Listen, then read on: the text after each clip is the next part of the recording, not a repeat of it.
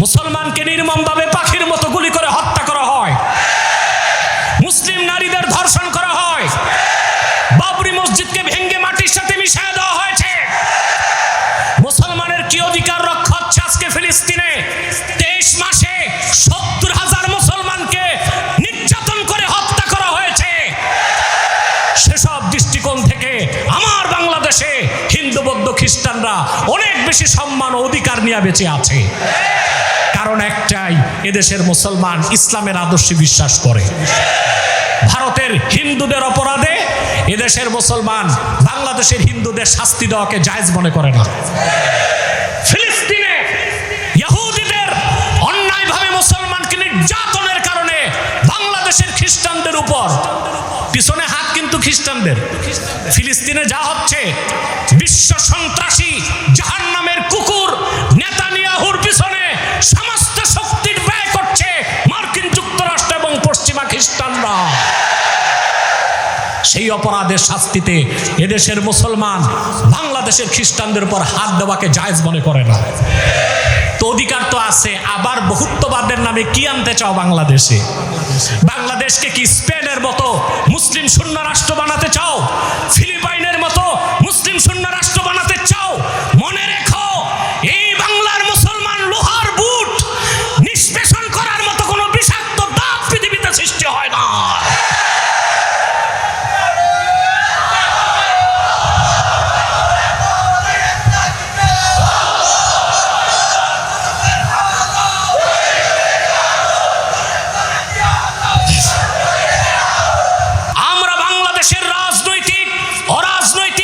ইসলামপন্থী ডানপন্থী সমস্ত শক্তি এক প্ল্যাটফর্মে এসে বলি, ইসলামের সুমহান স্বার্থ রক্ষায় আমরা এক হতে চাই, মুসলমানদের মৌলিক দাবি আদায়ে এক হতে চাই, বাংলাদেশের স্বাধীনতা রক্ষায় এক হতে চাই, ইসলামী রাষ্ট্র বানাতে এক হতে চাই।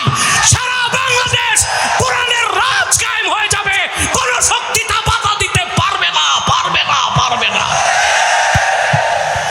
সুদীর্ঘ 50 বছরের দেশ স্বাধীনের পর থেকে আজ পর্যন্ত যারাই ক্ষমতায় গিয়েছে, মুসলমানের রক্তে পা দিয়ে ক্ষমতায় গিয়েছে, ইসলামের স্বার্থ রক্ষা তারা করে নাই, জাতির সাথে ধোঁকাবাজি করতে 50 বছর।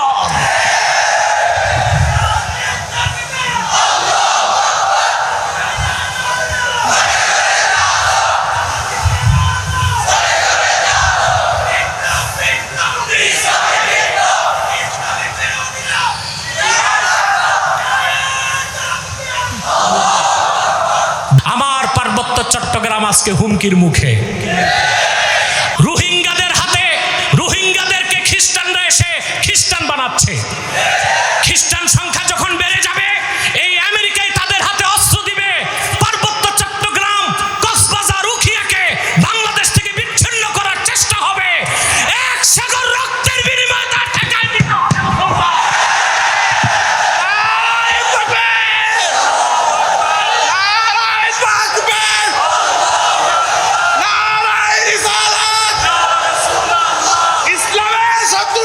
আমার ভাইরা, যেভাবে বাংলাদেশে শত শত মর্দ মুজাহিদ ভারতীয় আধিপত্যবাদকে নস্যাৎ করে দিতে রক্ত দিয়েছে, যদি মার্কিন আগ্রাসন ধেয়ে আসে, এই দেশের ইসলামী জনতা আবারও বুকের রক্ত ঢেলে দিতে প্রস্তুত আছে।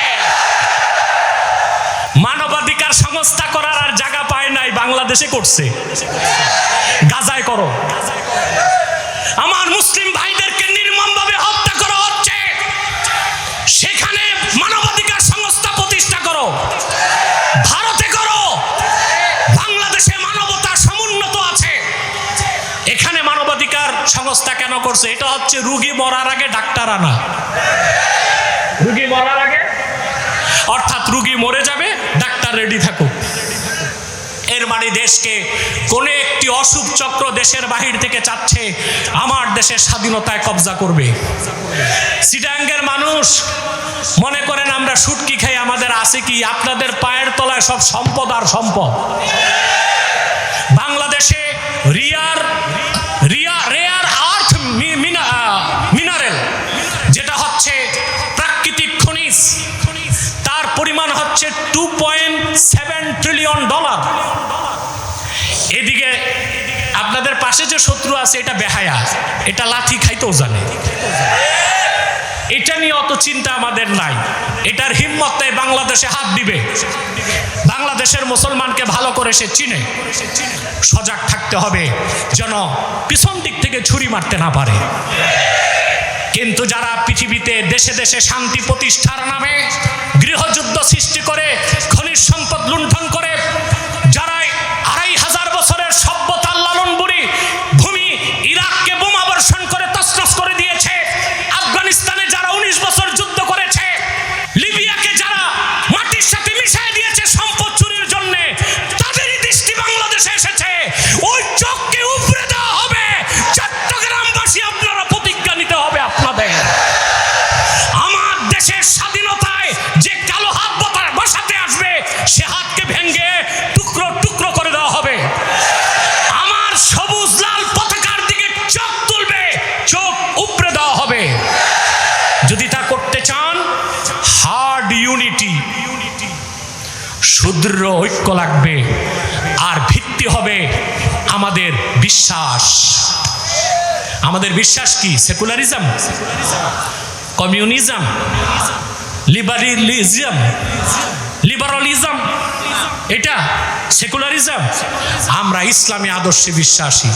সেজন্য বলি, ইসলামী আদর্শ সংস্কৃতির উপর দেশকে দাঁড় করান, তাহলে ইসলামী রাষ্ট্র প্রতিষ্ঠিত হবেই।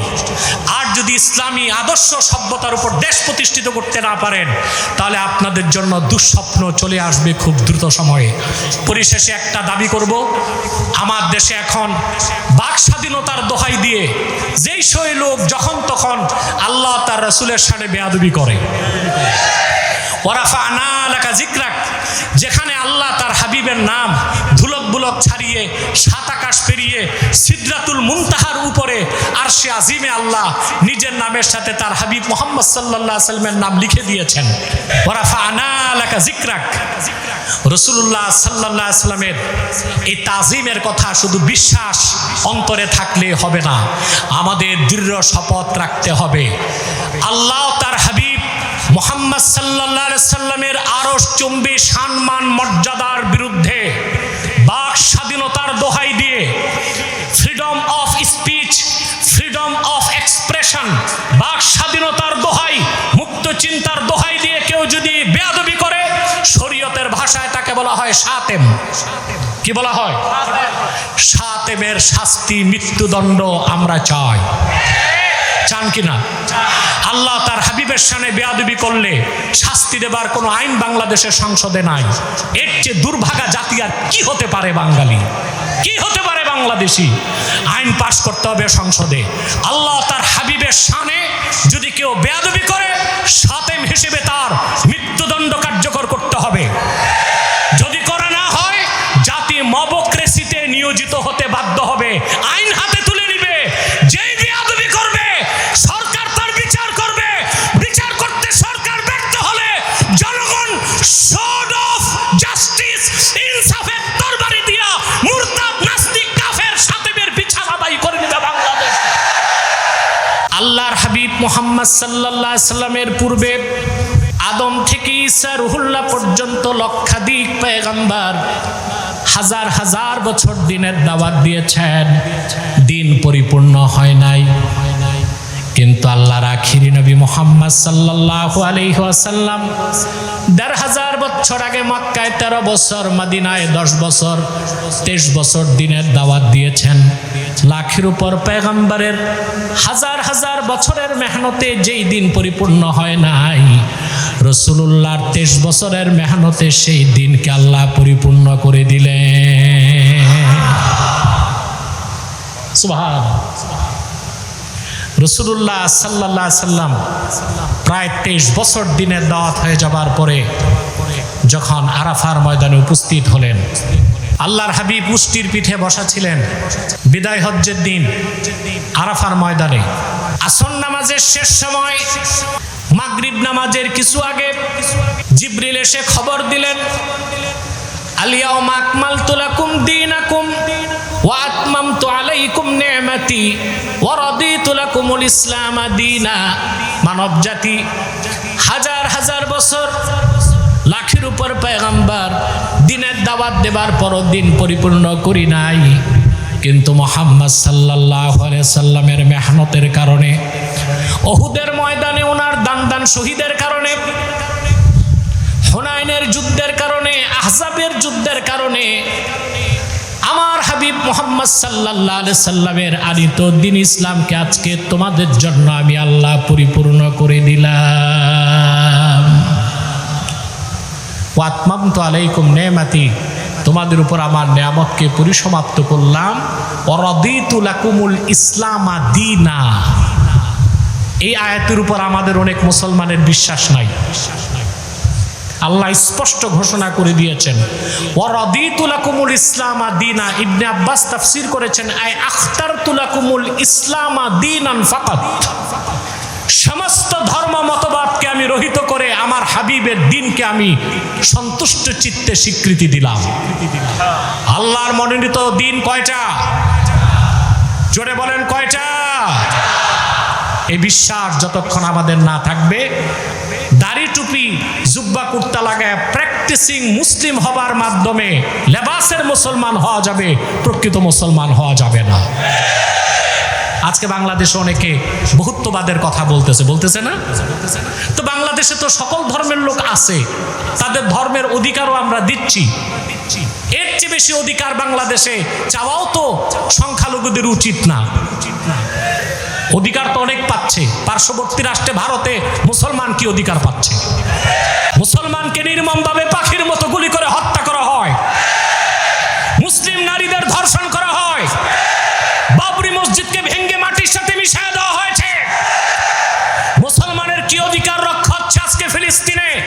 23 মাসে 70,000 মুসলমানকে নির্যাতন করে হত্যা করা হয়েছে।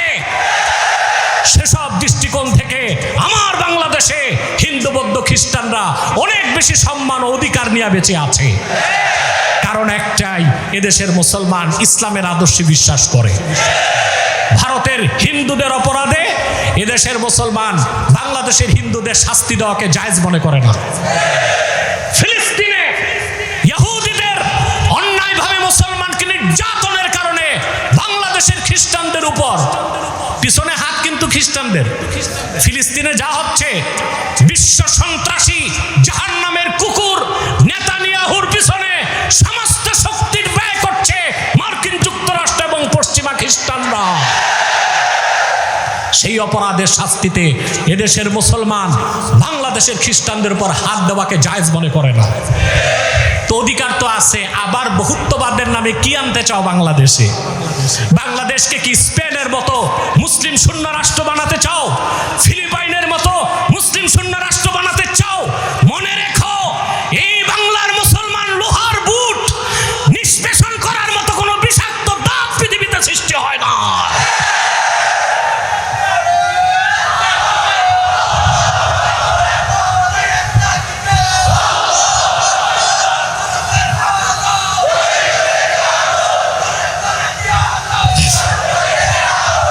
আল্লাহ পাক বলেন, লাখের উপর পয়গম্বর হাজার হাজার বছর দিনের দাওয়াত দিয়েছেন, আমি দিন পরিপূর্ণ করি নাই। আমার হাবিব 23 বছর দাওয়াত দিয়েছেন, আমি দিন পরিপূর্ণ করে দিলাম। এখন বলুন তো মুসলমান, আদম থেকে ঈসা পর্যন্ত লাখের উপর পয়গম্বরের দায়িত্বের বোঝা এক পাল্লায় দিলেও আল্লাহর হাবিবের এককভাবে দায়িত্বের বোঝা সমান হবে নাকি? হবে? আল্লাহ সেটাই বলেছেন, ওয়াদানা আনকা উইজরাক, আমি আপনার দিনকে পরিপূর্ণ করে দিয়েছি, আপনার দায়িত্বের বোঝা হালকা করে দিয়েছি। সুবহানাল্লাহ। আল্লাযী আনকাদা যাহরাক, আই আল্লাযী আফকালা যাহরাক, যে দায়িত্বের বোঝাটা আপনার পিঠকে ভারী করে দিয়েছিল। চতুর্থ নম্বর আয়াতে আল্লাহ তারপর বলেন, ওয়ারাফা'না লাকা যিকরাক, হাবিব আপনার জিকিরকে, আপনার সুনামকে, আপনার সুখ্যাতিকে, আপনার আলোচনাকে আমি আল্লাহ বুলন্দ করে দিয়েছি। সুবহানাল্লাহ বলবেন। এ কথা কার? এবার আমরা নির্ভরযোগ্য তাফসীর থেকে কিছু বক্তব্য শুনছি এই আয়াতের উপর। তাহলে আমরা ব্যাখ্যাগুলো বুঝতে পারবো। আল্লামা হাফেজ ইবনে কাসির রাহমাতুল্লাহি আলাইহি তাফসীর ইবনে কাসিরের মধ্যে হযরতে আবু সাঈদ খুদরি রাদিয়াল্লাহু তাআলা আনহু থেকে বর্ণনা করেছেন। আবু সাঈদ খুদরি বলেন, আল্লাহর হাবিব একদিন বলেছেন, আতানি জিবরিল ফাকালা ইন্না রাব্বি ওয়া রাব্বাকা ইয়াকুল কাইফা রাফা'তু যিকরাক। আল্লাহর হাবিব বলেন, জিবরিল একদিন আমার কাছে এসে প্রশ্ন করলো, ইয়া রাসূলুল্লাহ, ইয়া হাবিবাল্লাহ, আপনার রব আল্লাহ তাআলা জিজ্ঞেস করেছেন, আল্লাহ যে বলেছেন ওয়া রাফা'না লাকা যিকরাক, আমি আপনার জিকিরকে সমুন্নত করেছি, আপনি কি জানেন না কি আল্লাহ কিভাবে আপনার জিকিরকে সমুন্নত করেছেন? আল্লাহর হাবিব বললেন, এটা আল্লাহই ভালো জানেন। আল্লাহর পক্ষ থেকে জবাব চলে আসলো, ইযা যুকিরতু যুকিরতা মাই। সুবহানাল্লাহ, ইযা যুকিরতু যুকিরতা মাই। প্রিয় হাবিব, এই পৃথিবীতে জলে স্থলে ধুলোকে ভুলোকে মহাশূন্যের দূর অন্তরিক্ষে সাত আকাশে লৌহ কলমে এমনকি আরশে আজিমে যখনই আমি আল্লাহর জিকির হয় সঙ্গে আপনি মুহাম্মাদের জিকির হয়। ইদা যুকিরতু যুকিরতা মাই। সুবহানাল্লাহ বলেন। এই আকাশে জমিনে ধুলোকে বুলোকে যখন যেখানে আল্লাহর জিকির হয় সঙ্গে রাসূল করিম সাল্লাল্লাহু আলাইহি সাল্লামের জিকিরটাও হয়। হয় কি না? আজানে, খুতবায়, তাশাহুদে, মিম্বরে, ওয়াজের মাঠে, কোরআনের তেলাওয়াতে, হাদিসের তেলাওয়াতে, এমনকি ঈমান আনার সময় যেখানে আল্লাহর নাম সঙ্গে রাসূলুল্লাহর নাম। ঠিক কিনা বলেন? আরেকটি রওয়ায়াত ইবনে কাসির রওয়ায়াত করেন, রাসূল করিম সাল্লাল্লাহু আলাইহি ওয়াসাল্লাম একদিন আল্লাহ তাআলাকে বললেন, আল্লাহর হাবিব আল্লাহকে বললেন, قد كانت قبلي أنبياء منهم من سخرت له الريح ومنهم من يحيي الموتى। আল্লাহ, আমার পূর্বে অনেক নবী এসেছেন, রাসূল এসেছেন, তুমি তাদের এক একজনকে এক একভাবে সম্মানিত করেছো, মর্যাদা দিয়েছো।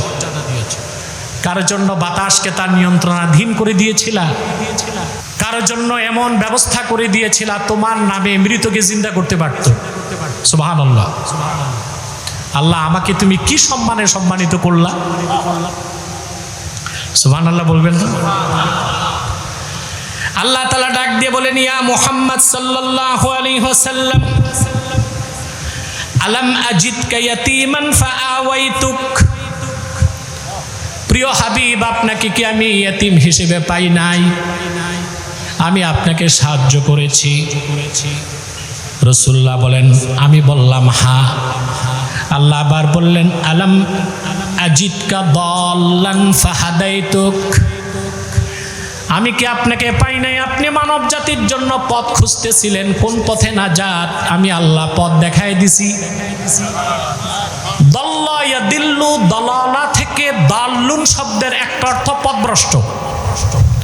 রাসূলুল্লাহর শানে এই তরজমা করলে ঈমান নষ্ট হয়ে যাবে। এই তরজমা করা যাবে না। কোরআন শরীফের কোথায় কোন শব্দের কি অর্থ তা নির্ধারণ করতে হবে হাদিস দিয়ে। কেউ যদি মনে করে বলতে চায় যে রাসূলুল্লাহ সাল্লাল্লাহু আলাইহি ওয়াসাল্লাম ইসলাম আসার আগে নাউজুবিল্লাহ পথভ্রষ্ট ছিলেন, সে কাফের হয়ে যাবে। কারণ রাসূল করিম সাল্লাল্লাহু আলাইহি ওয়াসাল্লাম তখন থেকে নবী আদমের অস্তিত্ব যখন আল্লাহ অস্তিত্বে আনেন নাই। সুবহানাল্লাহ বলেন। ওনার নবুয়তের প্রকাশ ঘটেছে 40 বছর বয়সে। সুবহানাল্লাহ। কখনই দালালাত বা পথভ্রষ্টতা রাসূলুল্লাহ সাল্লাল্লাহু আলাইহি ওয়াসাল্লামের কাছে যেতে পারে নাই। এই জন্য তরজমাটা হবে, আল্লাহ জিজ্ঞেস করেছেন, আলাম আজিদকা দাল্লান ফাহাদাইতুক। আপনি মানুষের জন্য পথ খুঁজতেছিলেন, আমি ওই অবস্থায় পেয়ে আপনাকে পথ দেখাই দিছি। সুবহানাল্লাহ বলবেন না? রাসূলুল্লাহর শানে কথা হচ্ছে, প্রাণ খুলে হৃদয় থেকে বলেন সুবহানাল্লাহ। রাসূলুল্লাহ সাল্লাল্লাহু আলাইহি ওয়াসাল্লাম বলেন, হ্যাঁ আল্লাহ, তুমি আমার মাধ্যমে গোটা মানব জাতিকে সঠিক পথ দেখিয়ে দিয়েছো। সুবহানাল্লাহ। এরপরে আল্লাহ তাআলা বলেন, আলাম আজিদকা আইলান আগনাইতুকা, আমি কি আপনাকে নিঃস্ব পাইনি, অতঃপর আমি আপনাকে অমুখাপেক্ষী করে দিয়েছি।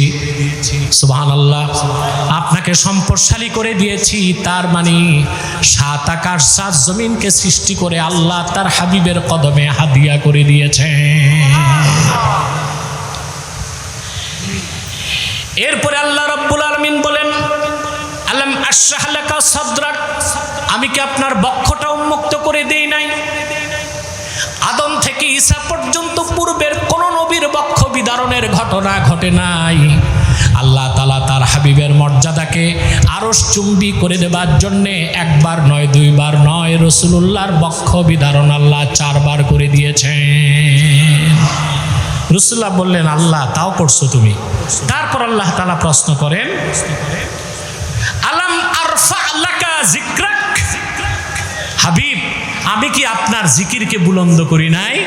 রাসূলুল্লাহ সাল্লাল্লাহু আলাইহি ওয়াসাল্লাম বলেন, আল্লাহ তাও তুমি করে দিয়েছো। রাসূলুল্লাহ সাল্লাল্লাহু আলাইহি ওয়াসাল্লামের জিকিরকে আল্লাহ রাব্বুল আলামিন কতটা বুলন্দ করেছেন, সমুন্নত করেছেন। আল্লাহ এক কথায় জবাব দিয়ে দিয়েছেন, ইদা যুকিরতু যুকিরতা মাই, যখন যেখানে আমার জিকির হয় সঙ্গে আপনি মুহাম্মদ সাল্লাল্লাহু আলাইহি ওয়াসাল্লামের জিকির হয়। সুবহানাল্লাহ বলেন। এই যে সিরাতুন নবী মাহফিল হচ্ছে, এখানে আল্লাহর জিকির হচ্ছে, রাসূলুল্লাহর জিকির হচ্ছে, ঠিক কিনা বলেন? আল্লাহ কান পেতে শুনে রাখেন মুসলমান, আপনি কখনো সফল হবেন না ব্যক্তি জীবনে, সমাজ জীবনে, আন্দোলনে, সংগ্রামে, নাজাতও পাবেন না 3টা জিনিসের খেয়াল যদি আপনার না থাকে। একটা হচ্ছে তাজিমুন নবী, আরেকটা হচ্ছে মাহাব্বাতুন নবী, আরেকটা হচ্ছে সুন্নাতুন নবী। রাসূলুল্লাহর তাজিম অন্তরে থাকতে হবে, রাসূলুল্লাহর ভালোবাসা জীবনের চেয়েও বেশি থাকতে হবে, রাসূলুল্লাহর সুন্নত এবং আদর্শের পূর্ণ অনুসরণ করতে হবে, ঠিক কিনা? আমাদের দেশে রবিউল আউয়াল মাস আসলেই ঝগড়া হয়, কেউ বলে সিরাতুন নবী পালন করব, কেউ বলে মিলাদুন নবী পালন করব। ঝগড়ার কিচ্ছু নাই, সিরাত যার মিলাদ তার, সিরাত যার মিলাদ তার। আপনি মিলাদকে কিভাবে অস্বীকার করবেন? সিরাতের শুরুই তো মিলাদ দিয়ে। এখন কিছু কিছু অপরিপক্ক বক্তা বলে থাকে, আবু লাহাব তো মিলাদুন নবী পালন করছিল, সে তো নাজাত পায় নাই। তা আমি বলবো, আব্দুল্লাহ ইবনে উবাই তো সিরাতুন নবী অনুসরণ করছিল, সেও তো নাজাত পায় নাই। মিলাদুন নবী পালন করার কারণে আবু লাহাব নাজাত পায় নাই, বিষয় এটা না, ঈমান না থাকার কারণে নাজাত পায় নাই। যেভাবে আব্দুল্লাহ বিন উবাই নামাজ পড়ে রোজা রেখেও ঈমান না থাকার কারণে নাজাত পায় নাই। এই সমস্ত বক্তাদের ভারসাম্যহীন বক্তব্য আমাদের সমাজকে শতভাগে বিভক্ত করে দিচ্ছে। যদি এভাবে বিভক্তি বাড়তে থাকে, কোনোদিনও বাংলাদেশ ইসলামী হুকুমত কায়েম করা সম্ভব হবে না। আগে বক্তা, আলেম, স্কলারগুলোকে সঠিক নীতি অনুসরণ করতে হবে। জাতি তখন 1 ঘন্টায় 1 প্ল্যাটফর্মে চলে আসবে, বাংলাদেশ ইসলামী হুকুমত কায়েম হয়ে যাবে। কিন্তু বিভেদ সৃষ্টি হয়, ঠিক কিনা? প্রিয় ভাইরা, আল্লাহ তাআলা মিলাদুন নবী সাল্লাল্লাহু আলাইহি ওয়াসাল্লাম কেন হয়, মিলাদ শরীফ কেন পড়ি? মিলাদ হচ্ছে জিক্রে নবী। আল্লাহ জিক্রে নবী, রাসূলুল্লাহর জিকিরকে নিজের জিকিরের মর্যাদা দিয়েছেন। আব্দুল হক মুহাদ্দিস দেহলভী রাহমাতুল্লাহ লেখা জাজবুল কুলুব ইলা দিয়ারিল মাহবুব একটা কিতাব আছে, ফার্সিতে লেখা। এটার অনুবাদ করে গেছেন বাইতুশ শরফের মরহুম পীর সাহেব আল্লামা আব্দুল জব্বার রাহমাতুল্লাহ। এটা তিনি বাংলা নাম দিয়েছেন হৃদয়ের টানে মদিনার পানে। আপনারা পড়ছেন না? আরে বইটা পড়বেন ভাই, পড়বেন। রাসূলুল্লাহর তাজিম, সম্মান কি ছিল তা না বুঝলে আপনি ফিউজ। আপনি কি ফিউজ? মেহনত করবেন, শ্রম দিবেন, ফলাফল কিছুই পাবেন না। রাসূলুল্লাহর জিকির, ওয়ারাফানা লাকা যিকরাকের ব্যাখ্যায় হাদিস এসেছে, আল্লাহর হাবিব ইরশাদ করেছেন, মান যাকারানি ফাকাদ যাকারাল্লাহ, যে আমি মুহাম্মদ সাল্লাল্লাহু আলাইহি সাল্লামের জিকির করলো, সে তো আল্লাহরই জিকির করলো। সুবহানাল্লাহ। এত আস্তে বললেন? আমরা পুরুষোচিত কণ্ঠে বলি সুবহানাল্লাহ। আল্লাহর হাবিব বলেন যে আমার জিকির করলো সে আল্লাহর জিকির করলো, সুবহানাল্লাহ বলেন। এইভাবে কিতাবুশ শেফাতে কাজী আয়াজ রাহমাতুল্লাহ অসংখ্য হাদিস এনেছেন। এবার ওয়ারাফানা লাকা যিকরাকের ব্যাপারে ইমাম কুরতুবী কি বর্ণনা করেছেন সেটা আপনাদেরকে শোনাচ্ছি। আমি শুধু মুফাসসিরদের স্টেটমেন্ট শোনাচ্ছি, কোনো ব্যাখ্যায় যাচ্ছি না। বুঝতেছেন তো ভাই? ঘুমাচ্ছেন না তো? কে কে ঘুমান একটু হাত তুলে দেখান একবার। না, খুবই কম। এই লাখো জনতার মধ্যে 2-4টা হাত উঠছে, তাতে বোঝা যায় যে আপনাদের আপার স্তর এখনো হ্যাং হয় নাই। ঠিক আছে প্রিয় বন্ধুগণ, ইমামে কুরতুবী এই আয়াতের তাফসীরের মধ্যে আব্দুল্লাহ ইবনে আব্বাস থেকে একটি রওয়ায়াত এনেছেন। ওয়া রুইয়া আনিদ দাহহাক আন ইবনে আব্বাস রাদিয়াল্লাহু তাআলা আনহু قال يقول له لا ذكرت إلا ذكرت معي في الآذان والإقامة والتشهد ويوم الجمعة على المنابر ويوم الفطر ويوم الأضحى وأيام التشريق ويوم عرفة وعند الجمار وعلى الصفا والمروة وفي خطبة النكاح وفي مشارق الأرض ومغاربها ولو أن رجلا عبد الله جل ثناؤه وصدق بالجنة والنار وكل شيء ولم يشهد أن محمد رسول الله صلى الله عليه وسلم لم ينتفع بشيء وكان كافرا। কুরতুবী তাফসীর কুরতুবী 671 হিজরিতে তার মৃত্যু। এই এত বছর আগের 800 বছর আগের মহান মুফাসসির কুরতুবীর তাফসীর আপনাদেরকে শোনাচ্ছি। অনেকে আমাকে অপবাদ দেয়, আব্বাসী সাহেব কথায় কথায় কাফের বলে।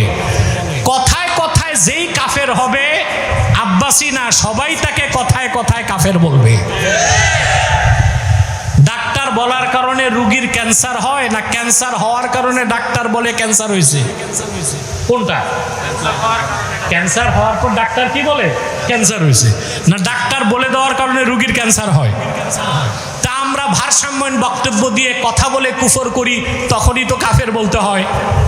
এই ক্ষেত্রে তো ছাড় দেবার কিচ্ছু নাই, কারণ আকীদা ও ঈমানের ক্ষেত্রে আমাদের অবস্থান হতে হবে জিরো টলারেন্স। এই ক্ষেত্রে কোনো ছাড় বা কম্প্রোমাইজের কোনো সুযোগ নাই। কথাটা শুধু আমার না, কুরতুবী কি বলেছে দেখুন। ওয়ারাফানা লাকা যিকরাকের ব্যাখ্যা ইবনে আব্বাস রাদিয়াল্লাহু তাআলা আনহুমা ব্যাখ্যা করেছেন। আল্লাহ রাব্বুল আলামিনের জিকির যেখানে, মুহাম্মদ সাল্লাল্লাহু আলাইহি সাল্লামের জিকির সেখানে, যেমন আজানে, যেটা হইল না আজানে আল্লাহর জিকির, সাথে রাসূলুল্লাহর জিকির, তাশাহুদে, ইকামতে, জুমার দিন মিম্বরে, ঈদুল ফিত্রে, ঈদুল আজহায়, আইয়ামে তাশরিকে, আরাফার ময়দানে, শয়তানকে পাথর মারার জায়গায়, সাফা এবং মারওয়াতে, বিয়ের খুতবাতে, পূবে পশ্চিমে উত্তরে দক্ষিণে, ধুলোকে বুলোকে, যেখানেই আল্লাহর জিকির হয় সঙ্গে রাসূলুল্লাহর জিকির হয়। তারপর সবচেয়ে কঠিন কথাটা কুরতুবী বলেছেন, ওয়ালাউ আন্না রাজুলান আবাদাল্লাহ জাল্লা সানাউহু, কোন ব্যক্তি যদি সারা জীবন আল্লাহর ইবাদত করে, ওয়া সাদ্দাকা বিল জান্নাতি ওয়ান নারি ওয়া কুল্লা শাইইন, সে যদি জান্নাতকে বিশ্বাস করে, জাহান্নামকে বিশ্বাস করে, আখিরাতকে বিশ্বাস করে, ওয়ালাম ইয়াশহাদ আন্না মুহাম্মাদার রাসূলুল্লাহ, কিন্তু সে যদি আশহাদু আল্লাহর সাথে আশহাদু আন্না মুহাম্মাদার রাসূলুল্লাহ না পড়ে, না বিশ্বাস করে, তার সারা জিন্দেগীর আমল কোনো উপকারে আসবে না, বরং আল্লাহ রাব্বুল আলামিনের কাছে সে কাফের বলে গণ্য হবে। ওয়ারাফানা লাকা যিকরাক, মুহাম্মদ সাল্লাল্লাহু আলাইহি সাল্লাম আপনার জিকিরকে আমি আল্লাহ বুলন্দ করে দিয়েছি, বলেন সুবহানাল্লাহ। প্রিয় ভাইরা, এই একই তাফসীর করেছেন ইমাম বাগাবী, তাফসীর বাগাবীতে। ওনার মৃত্যু 516 হিজরিতে। কত আগে? এই সবগুলো তাফসীর লেখা হয়েছে 800 বছর আগে, 1000 বছর আগে। কথা বুঝতেছেন?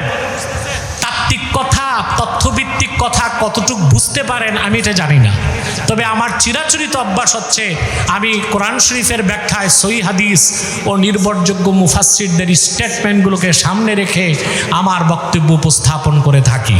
যদি তা না করি তাহলে আমার এটা খেয়ানত হবে। কি হবে?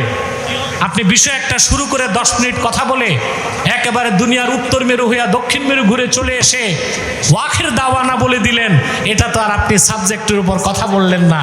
আমানত রক্ষা হলো না খেয়ানত হলো? এবার আসেন বাগাবী কি তাফসীর করছেন। ওয়ারাফা'না লাকা যিকরাকের ব্যাখ্যায় ইমামে বাগাবী রাহমাতুল্লাহি আলাইহি বিশিষ্ট তাবি আতা ইবনে রাবাহ থেকে বর্ণনা করেন। আব্দুল্লাহ ইবনে আব্বাস রাদিয়াল্লাহু তাআলা আনহুমা তিনি আরেকটা বর্ণনা করেছেন, ইউরিদুল আযান ওয়াল ইকামাতা ওয়াত তাশাহুদ ওয়াল খুতবাতা আলাল মানাবির ওয়ালাউ আন্না আবদান আবাদাল্লাহ ওয়া সাদ্দাকাহু ফি কুল্লি শাইইন ওয়া লাম ইয়াশহাদ আন্না মুহাম্মাদার রাসূলুল্লাহ সাল্লাল্লাহু আলাইহি ওয়াসাল্লাম লাম ইয়ানতাফি বিশাইইন ওয়া কানা কাফিরা। ইমাম বাগাবী আয়াতের তাফসীর করতে যে লিখেন, আল্লাহ তাআলা এই কথা দিয়ে উদ্দেশ্য নিয়েছেন যেভাবে আমি আল্লাহর জিকির হয় তাশাহুদে, নামাজে, সালাতে, খুতবায়, মিম্বরে, ঈদগাহে, আজানে, একামতে আমার নামের সঙ্গে আমার জিকিরের সঙ্গে আপনার নামটাও উচ্চারিত হতেই হয়। যদি কোনো ব্যক্তি সারা জীবন আল্লাহর ইবাদতে কাটিয়ে দেয়, কোরআন হাদিসের সব কিছুকে বিশ্বাস করেও নেয়, সে যদি জান্নাত জাহান্নাম সব বিশ্বাস করে নেয়, কিন্তু আপনি মুহাম্মদ সাল্লাল্লাহু আলাইহি ওয়াসাল্লামের রিসালাতের সাক্ষ্য না দেয়, তার সারা জিন্দেগীর ইবাদত কোনো কাজে আসবে না, বরং সে আল্লাহ রাব্বুল আলামিনের নিকট কাফের বলে গণ্য হবে। ওয়ারাফা'না লাকা যিকরাক, মুহাম্মদ সাল্লাল্লাহু আলাইহি ওয়াসাল্লাম আমি আপনার জিকিরকে বুলন্দ করে দিয়েছি, সমুন্নত করেছি। এই আয়াতের তাফসীর করতে যে ইমাম মাহমুদ আলুসি, যার মৃত্যু 1270 হিজরিতে, এটা হানাফি মাযহাবের প্রসিদ্ধ তাফসীরের কিতাব রুহুল মাআনি 30 খণ্ডে লেবানন বৈরুত থেকে ছাপে। তিনি শেষ খণ্ডে 30তম খণ্ডে এই আয়াতের তাফসীর করতে যে তিনি লিখেন, আল্লামা মাহমুদ আলুসি এই আয়াতের তাফসীর করতে যে লিখেন, আল্লাহ রাব্বুল আলামিন তার হাবিবের সম্মানকে বৃদ্ধি করার জন্য তার হাবিবের জিকিরকে সমুন্নত করেছেন। তার আরেকটা অর্থ হচ্ছে, পূর্বের পয়গম্বরদেরকে আল্লাহ তাআলা নাম ধরে ডাকতেন, ইয়া জাকারিয়া, ইয়া ইয়াহইয়া, ইয়া মূসা, ইয়া দাউদ, ইয়া ইব্রাহিম, ইয়া আদম। কিন্তু কোরআন কারীমে আল্লাহ তার হাবিব মুহাম্মদ সাল্লাল্লাহু আলাইহি সাল্লামকে নাম ধরে ডাকেন নাই, শুধু উম্মতকে আদব শিক্ষা দেবার জন্য আল্লাহ তার হাবিবকে ডেকেছেন, ইয়া আইয়ুহাল মুদ্দাসসির, ইয়া আইয়ুহাল মুজাম্মিল, ইয়া আইয়ুহান নবী, ইয়া আইয়ুহার রাসূল। হে কম্বলাবৃতকারী, হে আমার নবী, হে আমার রাসূল। এর মাধ্যমে আল্লাহ তাআলা শিক্ষা দিয়েছেন সাহাবায়ে কেরামও যেন রাসূল করিম সাল্লাল্লাহু আলাইহি সাল্লামকে নাম ধরে না ডাক দেন, ইয়া রাসূল আল্লাহ বলেন, ইয়া হাবিব আল্লাহ বলেন। এরপরে আলুসি লেখেন, ওয়া যাকারাহু সুবহানাহু ফি কুতুবিল আউয়ালিন ওয়া আখাযা আলাল আম্বিয়া আলাইহিমুস সালাম ওয়া উমামিহিম আইয়ুমিনু বিহি সাল্লাল্লাহু তাআলা আলাইহি ওয়াসাল্লাম। আদম থেকে ঈসা পর্যন্ত পূর্বের সমস্ত পয়গম্বরদের কাছে যত ওহী এসেছে, যত কিতাব এসেছে, যত সহিফা এসেছে 104টার মতো, ওই সবগুলোতেই আল্লাহ রাব্বুল আলামিন তার হাবিব মুহাম্মদ সাল্লাল্লাহু আলাইহি সাল্লামের মহত্বের কথা, বরত্বের কথা, শানমান মর্যাদার কথা আলোচনা করেছেন। শুধু কোরআনে নয়, পূর্বের সমস্ত আসমানি কিতাবে আল্লাহ তার নামের সঙ্গে তার হাবিবের নাম উল্লেখ করেছিলেন। আর আল্লাহর হাবিব মুহাম্মদ সাল্লাল্লাহু আলাইহি ওয়াসাল্লামের উপর অবতীর্ণ কোরআনে তো আল্লাহ যত জায়গায় আল্লাহর কথা বলেছেন সাথে তার রাসূলের কথা বলেছেন, ওয়া আতিউল্লাহ ওয়া আতিউর রাসূল, মান ইউতিইর রাসূলা ফাকাদ আতা আল্লাহ, মান ইউতিইল্লাহ ওয়া রাসূলাহু ফাকাদ ফাজা ফাওজান আযীমা। আল্লাহ যেখানে তার আনুগত্যের কথা বলেছেন সঙ্গে তার হাবিবের আনুগত্যের কথা বলেছেন, যেখানে আল্লাহ তার প্রশংসা করেছেন সঙ্গে তার হাবিব মুহাম্মদ সাল্লাল্লাহু আলাইহি ওয়াসাল্লামের উপর অবতীর্ণ কোরআনে মুহাম্মদ সাল্লাল্লাহু আলাইহি ওয়াসাল্লামেরই প্রশংসা করেছেন। বলেন সুবহানাল্লাহ।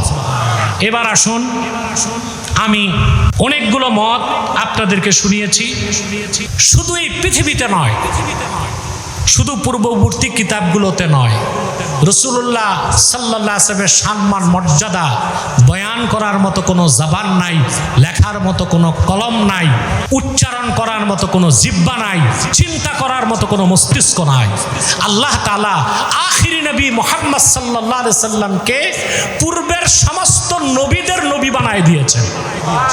রাসূলুল্লাহর একটা পরিচয় নবিয়ুল আম্বিয়া। সুবহানাল্লাহ বলেন।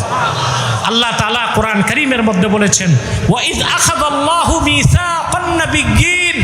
এই আয়াতের ব্যাখ্যা করতে যে হযরত আলী ইবনে আবি তালিব রাদিয়াল্লাহু তাআলা আনহু ব্যাখ্যা করেছেন। হযরত আলীর ব্যাখ্যা, ওয়া আলী ইবনে আবি তালিব রাদিয়াল্লাহু তাআলা আনহু আন্নাহু ক্বাল মা বা'আসাল্লাহু নাবিয়্যান মিনাল আম্বিয়া ইল্লা আখাযা আলাইহিল মিসাক لئن بعث محمدا صلى الله عليه وسلم وهو حي ليؤمنن به ولينصرنه وأمره أن يأخذ الميثاق على أمته لئن بعث محمد صلى الله عليه وسلم وهم أحياء ليؤمنن به ولينصرنه। হযরত আলী বর্ণনা করেন, আদম থেকে ঈসা পর্যন্ত সমস্ত নবীদের কাছ থেকে আল্লাহ তাআলা ওয়াদা নিয়েছেন, যদি তোমাদের জীবদ্দশাতেই আমার আখিরি নবী মুহাম্মদ সাল্লাল্লাহু আলাইহি সাল্লাম চলে আসেন, তোমাদের উপর আবশ্যক হচ্ছে আমার নবী মুহাম্মদ সাল্লাল্লাহু আলাইহি সাল্লামের উপর তোমরা ঈমান আনবা এবং উম্মতদেরকেও বলে দিবা তারা নবী মুহাম্মদ সাল্লাল্লাহু আলাইহি সাল্লামের আগমনের কথা শুনলে তারা যেন সঙ্গে সঙ্গে ঈমান আনে। আল্লাহ তাআলা এই ওয়াদা নিয়েছেন আদম থেকে ঈসা পর্যন্ত লাখের উপর পয়গম্বরের কাছ থেকে। সেজন্য মুহাম্মদ সাল্লাল্লাহু আলাইহি ওয়াসাল্লাম তিনি শুধু আমাদের নবী নন, তিনি শুধু রাহমাতুল লিল আলামিন নন, তিনি শুধু সাইয়্যিদুল কাওনাইন নন, তিনি আখিরি নবী হিসেবে ১৫০০ বছর আগে এসেছেন। তার ওনার আরেকটা পরিচয় ছিল নবিউল আম্বিয়া, সমস্ত নবীগণের নবী। বলেন সুবহানাল্লাহ। এই ব্যাপারে ইবনে কাসির একটা হাদিস এনেছেন। হাদিসটি আহমদ বিন হাম্বল তার মুসনাদে উল্লেখ করেছেন, হাদিস নাম্বার ১৫,৬৬২। হাদিসটা শুনবেন, জোরে বলতে হবে। আপনাদের দিক কোন দিক আর দিকটা ফিরাবেন কোন দিক, এই হাদিস আপনাদেরকে তা বলে দিচ্ছে। হাদিসটি আহমদ বিন হাম্বল তার মুসনাদে উল্লেখ করেছেন, হাদিসটি ইবনে কাসির তার তাফসীরের মধ্যে উল্লেখ করেছেন। جاء عمر إلى النبي صلى الله عليه وسلم فقال يا رسول الله صلى الله عليه وسلم مررت بأخ لي من قريظة فكتب لي جوامع من التوراة ألا أعرضها عليك। হযরত ওমর একদিন হাতে কিছু কাগজ নিয়ে আল্লাহর হাবিবের কাছে এসেছেন। এসে বললেন, ইয়া রাসূলুল্লাহ সাল্লাল্লাহু আলাইহি সাল্লাম, বনি কুরাইজাতে আমার এক আত্মীয় আছে ভাই, তাওরাত কিতাব থেকে সে কিছু কথা আমাকে লিখে দিয়েছে। তাওরাত কিতাব কে নাজিল করেছিলেন? কথা বলে না। আল্লাহ। কার উপর? মুসা নবীর উপর। কিন্তু ঈসা নবীর কাছে ইনজিল আসার পরে তাওরাত রিজেক্ট হয়ে গেছে, ঠিক না? ঈসা নবীর কাছে ইনজিল কে নাজিল করছেন? আল্লাহর আখিরি নবী মুহাম্মদ সাল্লাল্লাহু আলাইহি সাল্লাম কোরআন নিয়ে আসার পরে তাওরাত কি হয়েছে? ইনজিল কি হয়েছে? রিজেক্ট হয়ে গেছে। এখন পৃথিবীতে তাওরাতও নাই, ইনজিলও নাই, আছে old testament, new testament, Bible. এটা ইহুদি খ্রিস্টানদের মন গড়া আবিষ্কার। এখানে আল্লাহর কথা একটাও দূরবীন দিয়ে খুঁজে পাওয়া যাবে না। কিন্তু রাসূলুল্লাহর জামানায় তাওরাতে অনেক কথাই ছিল কার? রহিত হয়ে গেছে, কিন্তু আল্লাহর অনেক কথা কি ছিল সেখানে ছিল। তা হযরত ওমরের এক ভাই মানে প্রতিবেশী ভাই, বানি কুরাইজার ইহুদি আলেম, কাগজের মধ্যে তাওরাত কিতাব থেকে কিছু সাবস্ট্যান্স, তাওরাতের সার কথা লিখে দিছে। হযরত ওমর এসে রাসূলুল্লাহর কাছে বললেন, ইয়া রাসূলুল্লাহ, আমি কি আপনাকে দেখাবো? রাবীর আব্দুল্লাহ ইবনে সাবেত বর্ণনা করেন, ফাতাগায়্যারা ওয়াজহু রাসূলিল্লাহি সাল্লাল্লাহু আলাইহি ওয়াসাল্লাম, আমি দেখলাম আল্লাহর হাবিব এত রাগান্বিত হলেন ওমরের কথায়, আল্লাহর হাবিবের নূরের চেহারা মোবারকের নূর পরিবর্তন হয়ে গেল।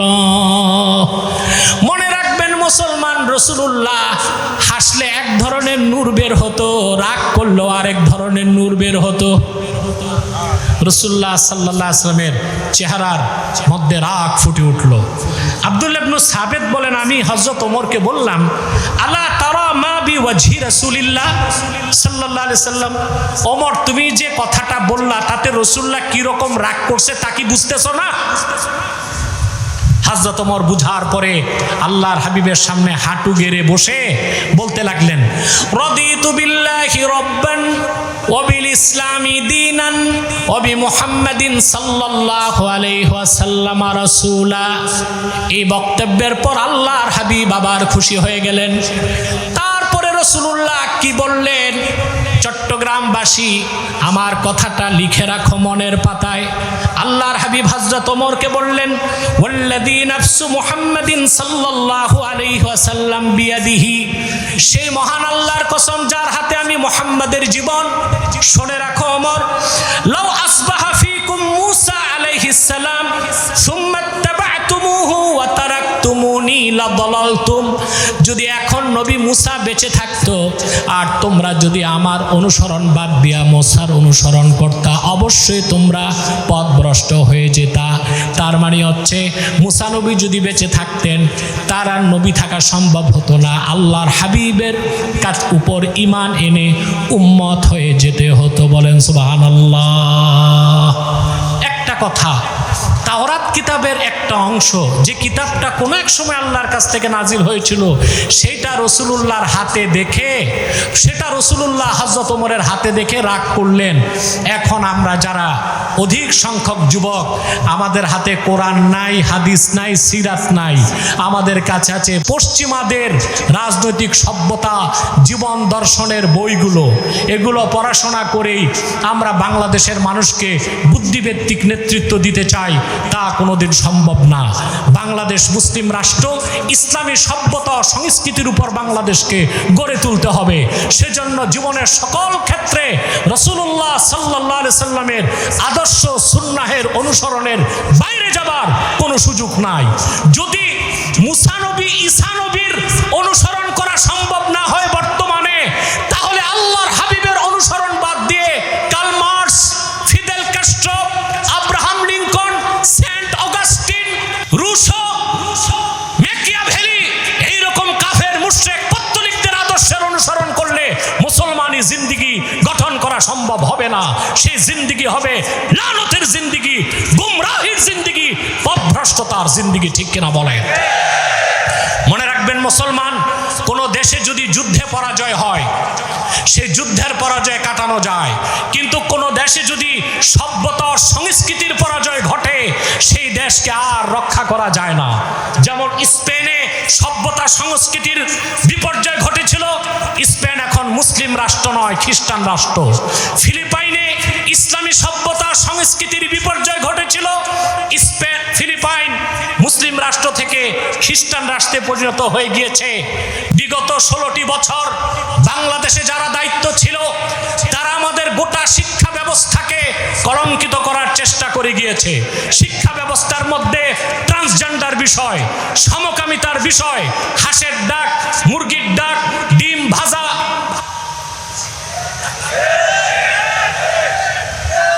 গান বাদ্য, এসবের মাধ্যমে তারা আমাদের সভ্যতা সংস্কৃতির উপর আঘাত করতে চেয়েছিল, আল্লাহ তাআলার অভিশাপে তারা ধ্বংস হয়েছে।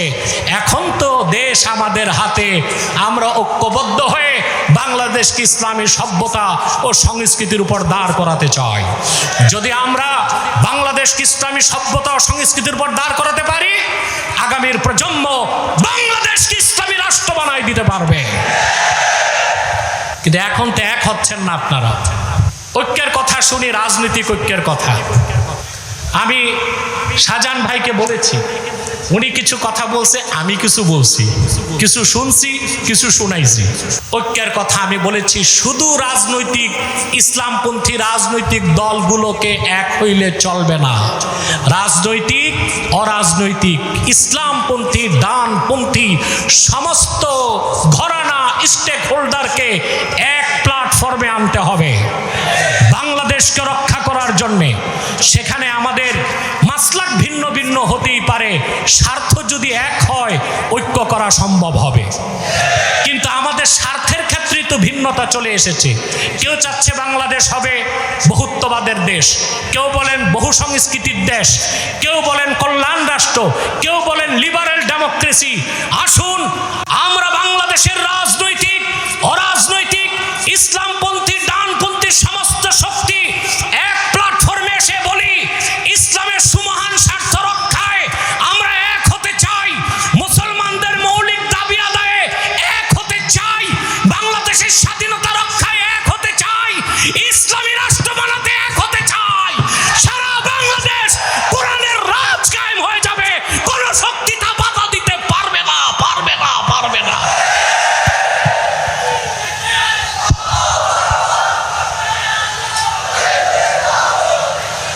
আসুন আমাদের স্বার্থকে, একটা স্বার্থে আমরা এক হতে পারি।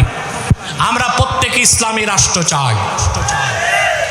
পদ্ধতিতে কারো কারো ভিন্ন ভিন্ন দৃষ্টি থাকতে পারে। আমি চাই খোলাফায়ে রাশিদিনের পদ্ধতিতে হবে, আজ হোক কাল হোক। তবে এটা চাই না সংসদ ফাঁকা করে দিব নাস্তিক আর কাফেরদেরকে, ওখানে কথা বলার লোক লাগবে, ঠিক কিনা বলেন? তো দেশই হাতছাড়া হয়ে যাবে।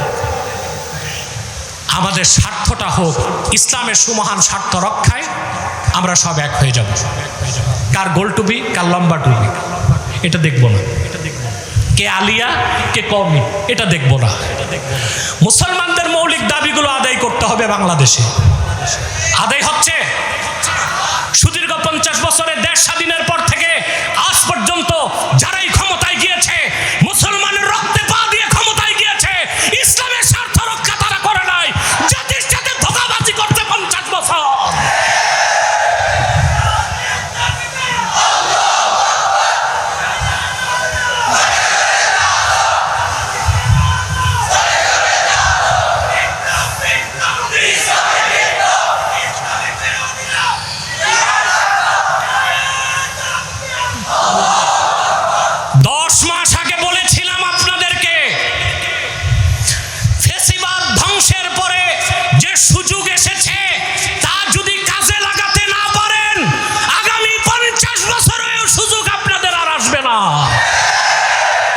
এখন সংলাপে বসুন, কাছাকাছি আসুন।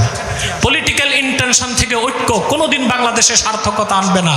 পলিটিক্যাল, নন পলিটিক্যাল সকল ইসলামপন্থী পীর মাশায়েখ, আলেম ওলামা, ডানপন্থীকে এক প্ল্যাটফর্মে আনুন, ইসলামের স্বার্থ রক্ষা করুন, মুসলমানদের মৌলিক দাবিগুলো আদায় করুন, বাংলাদেশের স্বাধীনতা রক্ষায় এক হয়ে যান। স্বাধীনতা আজকে বিপন্নের মুখে, কে কি বলবে আমি তা জানতে চাই না। আমার পার্বত্য চট্টগ্রাম আজকে হুমকির মুখে। আমার রোহিঙ্গাদের হাতে, রোহিঙ্গাদেরকে খ্রিস্টানরা এসে খ্রিস্টান বানাচ্ছে। খ্রিস্টান সংখ্যা যখন বেড়ে যাবে, এই আমেরিকায় তাদের হাতে অস্ত্র দিবে। পার্বত্য চট্টগ্রাম, কক্সবাজার, উখিয়াকে বাংলাদেশ থেকে বিচ্ছিন্ন করার চেষ্টা হবে। এক সাগর রক্তের বিনিময়ে তা ঠেকায় দিতে হবে।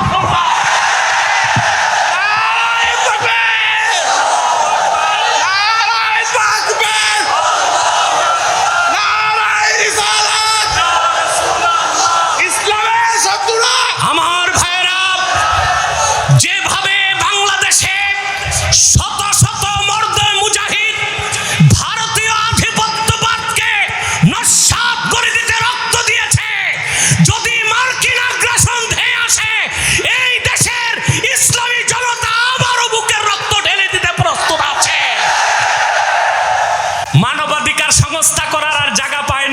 বাংলাদেশে করছে, গাজায় করো।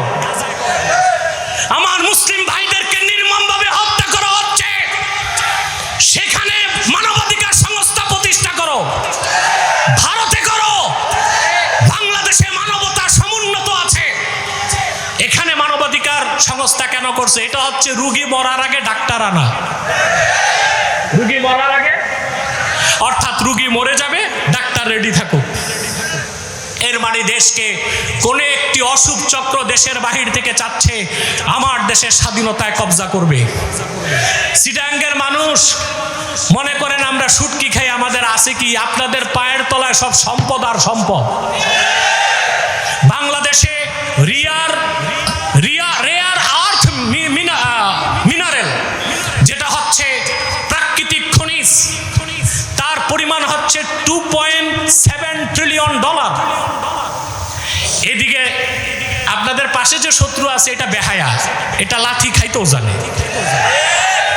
এটা নিয়ে অত চিন্তা আমাদের নাই, এটার হিম্মত নেই বাংলাদেশে হাত দিবে।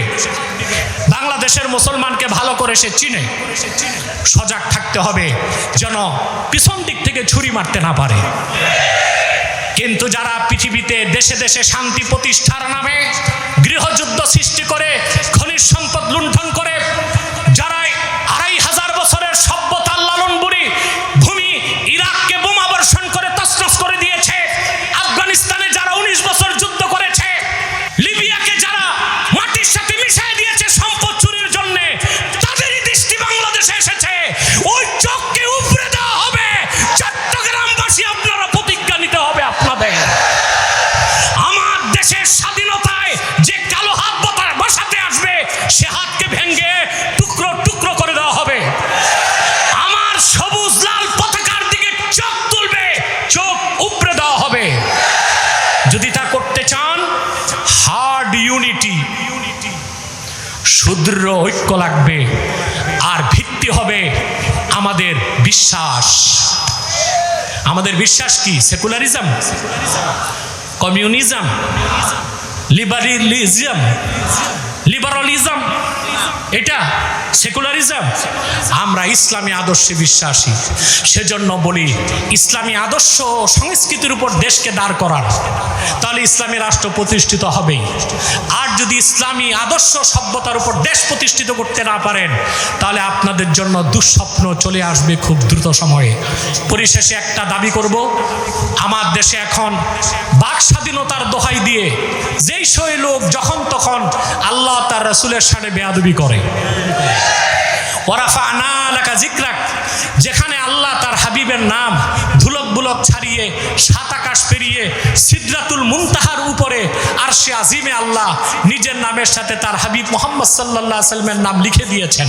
ওয়ারাফা'না লাকা যিকরাক, রাসূলুল্লাহ সাল্লাল্লাহু আলাইহি সাল্লামের এই তাজিমের কথা শুধু বিশ্বাস অন্তরে থাকলে হবে না, আমাদের দৃঢ় শপথ রাখতে হবে। আল্লাহ তার হাবিব মুহাম্মদ সাল্লাল্লাহু আলাইহি সাল্লামের আরশ চুম্বী সম্মান মর্যাদার বিরুদ্ধে বাক স্বাধীনতার দোহাই দিয়ে, freedom of speech, freedom of expression, বাক স্বাধীনতার দোহাই, মুক্ত চিন্তার দোহাই দিয়ে কেউ যদি বেয়াদবি করে, শরীয়তের ভাষায় তাকে বলা হয় শাতেম। কি বলা হয়? শাতেমের শাস্তি মৃত্যুদণ্ড আমরা চাই। চান কিনা? আল্লাহ তার হাবিবের শানে বেয়াদবি করলে শাস্তি দেবার কোনো আইন বাংলাদেশের সংসদে নাই। এর চেয়ে দুর্ভাগা জাতি আর কি হতে পারে? বাঙালি কি হতে পারে? বাংলাদেশি। আইন পাশ করতে হবে সংসদে।